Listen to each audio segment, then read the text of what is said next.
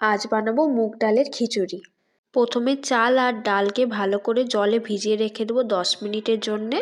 খিচুড়ি বানানোর জন্য যা যা উপকরণ লাগবে তা একে একে রেডি করে নেব। প্রথমে হলুদ গুঁড়ো, জিরে গুঁড়ো, ধনে গুঁড়ো, লঙ্কা গুঁড়ো আর লবণ দিয়ে ভালো করে মিক্স করে নেব। তারপরে তেলে জিরে আর শুকনো লঙ্কা দিয়ে যেই পেস্টটা তৈরি করলাম সেটা তেলে ছেড়ে দিয়ে ভালো করে মশলা তৈরি করে নেব।